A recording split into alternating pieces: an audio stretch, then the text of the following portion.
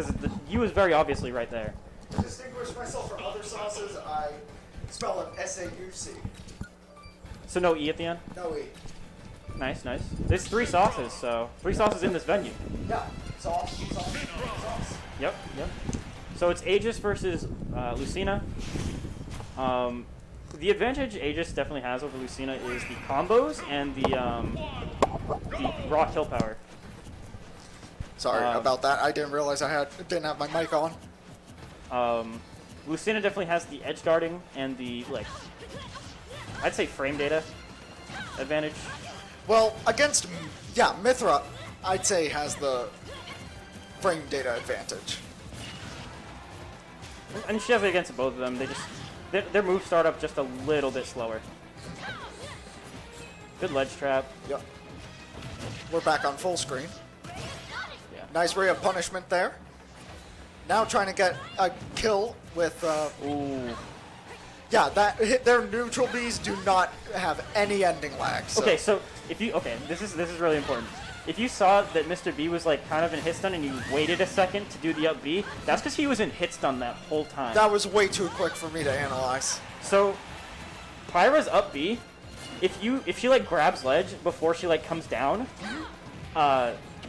you have like 50 frames of hit stun. It's like a Kazuya move.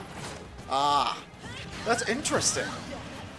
You have almost a second of just, you're fucked.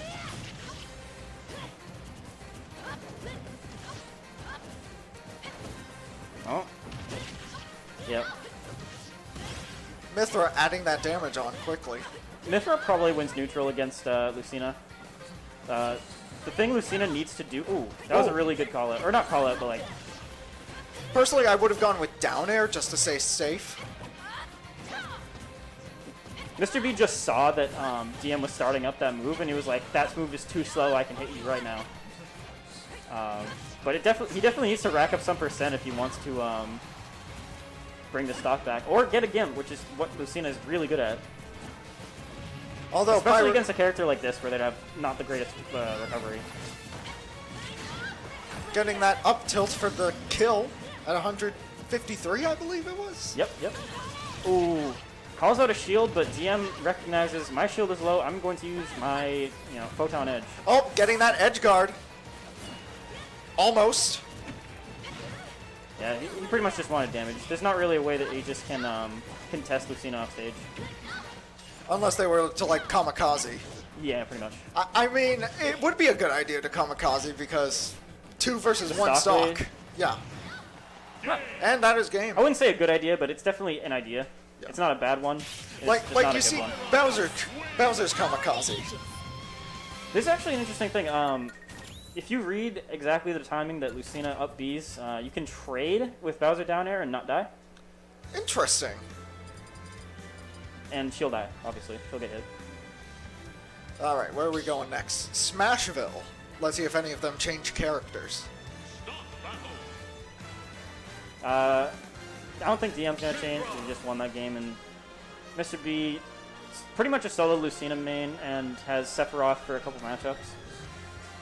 Then I think this would be one of the matchups to use Sephiroth. I don't know.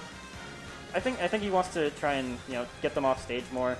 This wasn't really. I don't think the matchup had a whole lot to do with it. It was more just DM winning neutral, which obviously neutral's maybe a little harder for Lucina than it is for Mythra, but being able to get those few hits and being able to kind of, I don't know, just you pretty much just have to get them to a decent percent and then get them to a decent percent and throw them off stage, and then they're kind of dead to Lucina. We'll probably see that at least once this game, because already Mr. B is keeping up in percent a little more than last game. Ooh, good wait by DM, just kind of recognizing he has the advantage, he has stage. Mr. B kind of has to pick an option before him. Very hard to avoid those large swords when Pyra is in the air. See, that's definitely where we see the frame data come into play. Is great from DM scaring Mr. B off a stage. Barely didn't nice have enough fight. time. What's it gonna cost? Doesn't cost anything. That snapback, though. That was so close. That was frame perfect. Oh. Someone clipped that. That is very interesting. Wow. I'm kind of speechless. Yeah. Let's just take a moment. Pyra down there at ledge is quite a messed up move. It kills very early. Lucina is a top tier, and I still don't think she deserves that. I mean, if you play Lucina, that just means you have all the skill in the world. Like, there's no cheese with Lucina. Yeah, there's a little bit of cheese. I won't.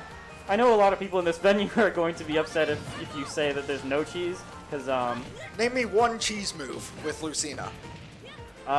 Shield Breaker. I think that's the only one.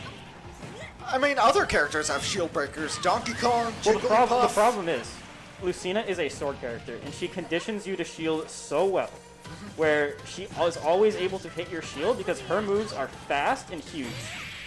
The fact that she has a move that says, okay, now you're shielding like a good person because I made you shield.